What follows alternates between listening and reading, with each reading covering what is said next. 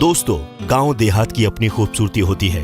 हालांकि देहाती जिंदगी शहरी रहन सहन के मुकाबले में नहीं टिकती, क्योंकि वहां शहरों जैसी सुख सुविधाएं नहीं होती हैं। इसलिए लोग गांव छोड़कर शहरों की ओर भागते हैं। लेकिन आज हम आपको दुनिया के सबसे ताकतवर मुल्क अमेरिका के एक ऐसे गांव की सैर पर ले चलेंगे जो जमीन की सतह से 3000 फीट नीचे आबाद है। अमेरिका की मशहूर ग्रैंड कैनियन को देखने के लिए दुनिया भर से करीब 55 लाख लोग एरिज़ोना आते हैं। मगर इसी में से एक गहरी खाई हवासू कैनियन के पास सुपाई नाम का एक बहुत ही पुराना गांव बसा हुआ है। यहाँ की कुल आबादी 208 है। ये गांव जमीन की सतह पर नहीं बल्कि ग्रैंड कैनियन के भीतर करीब 3000 फीट की गहराई पर बसा है। पूरे अमेरिका में ये इकलौता ऐसा गांव है जहां आज भी खतों को लाने और ले जाने में लंबा वक्त लगता है।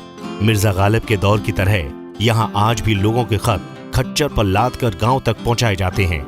खत ले जाने के लिए खच्चर गाड़ी का इस्तेमाल कब शुरू हुआ, यकीनी तौर पर कहना बहुत मुश्किल है। खच्चर गाड़ी पर यूनाइटेड स्टेट पोस्टल सर्विस की मोहर लगी रहती है।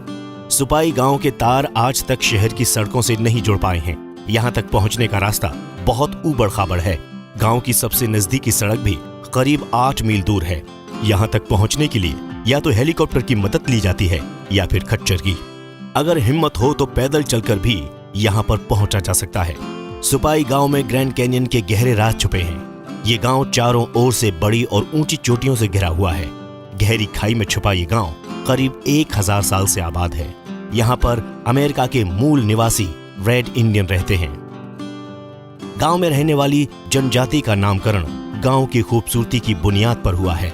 हवा सुपाई का अर्थ है नीले और हरे पानी वाले लोग। यहाँ के लोग गांव के पानी को पवित्र मानते हैं। मान्यता है यहाँ निकलने वाले फिरोजी पानी से ही इस जनजाति का जन्म हुआ है। गांव तक पहुंचने के लिए खारदार झाड़ियों के बीच से भूल भुलैया जैसी खाइयों से होकर गुजरना पड़ता है। ऐसे ऊबड़ खाबड़ रास्ते से गुजरते हुए ये एहसास भी नहीं होता कि आगे स्वर्ग जैसी जगह का दीदार होने वाला है।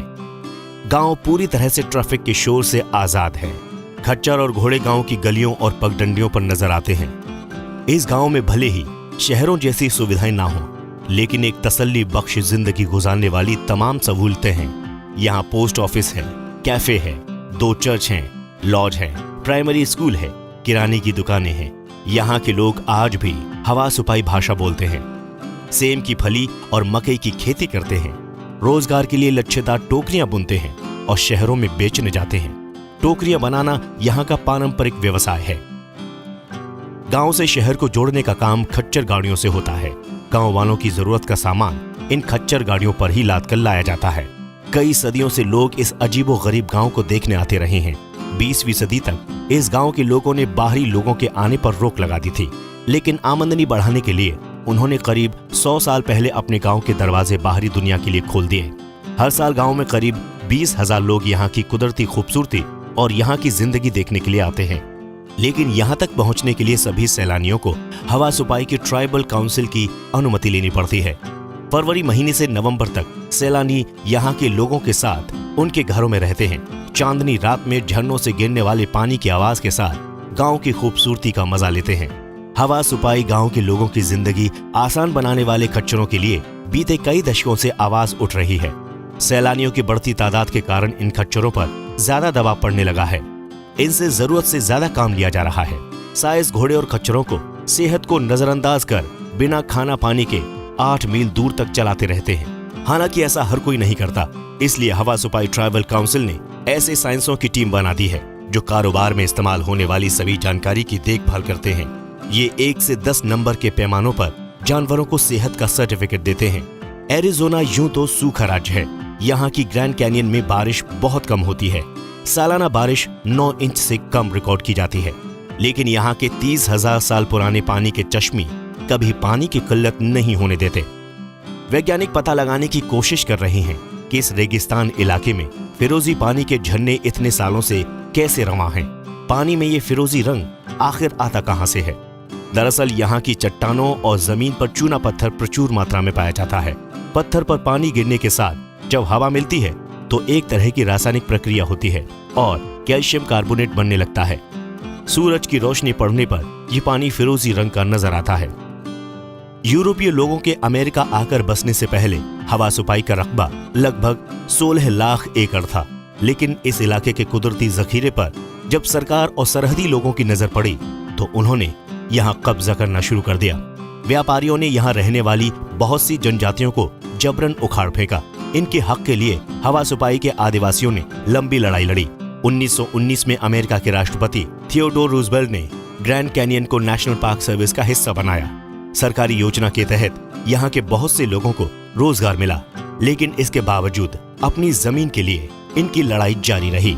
1975 में राष्ट्रपति रोजाल्ड फोर्ड ने करार के तहत 1,85,000 एकड़ जमीन का कंट्रोल हवा सुपाई के लोगों को दे दिया। आज यहाँ के लोग सिर्फ कैनियन तक ही सीमित नहीं हैं, बल्कि यहाँ के जंगलों में शिकार करने का हक भी इन्हें मिला हुआ है। आज हवा सुपाई की पहचान एक खुद मुख्तार सूबे के तौर पर है। यहाँ के लोग अपनी सरकार खुद चलाते हैं। ट्राइबल काउंसिल का चुनाव गांव के लोग करते हैं और अपने कानून खुद बनाते हैं। हाल के सालों में हवा सुपाई पर सबसे बड़ा खतरा सैलाब का मंडरा रहा था। 2008 और 2010 में यहाँ जबरदस्त बारिश हुई थी, जिसमें बहुत से सैलानी फंस गए थे। सुपाई को बाहर के इलाके से जोड़ने वाली पगडंडी भी पूरी तरह से तबाह हो गई थी। 2011 में यहाँ के लोगों ने एरिजोना के गवर्नर के साथ अमेरिकी सरकार से आर्थिक मदद मांगी। सरकार ने इन्हें करीब $16 लाख की आर्थिक मदद दी। हजारों साल से यहाँ सैलाब और सरहद पर रहने वाले आतंकवादी जैसे लोग आते हैं और हवा सुपाई के लोग फिर भी सब्र के साथ रहते हैं। यहाँ के लोग मानते हैं कि वो अपने पूर्वजों के घर में रहते हैं। यहाँ के झरने और जमीनों में उनके बुजुर्ग वास करते हैं, लिहाजा वो यहीं रहेंगे। दोस्तों, आपको हमारी जानकारी कैसी लगी हमें जरूर बताएं और हमारे इस वीडियो को ज्यादा से ज्यादा लोगों को शेयर कीजिए और मिस्ट्री बज़ को सब्सक्राइब कीजिए।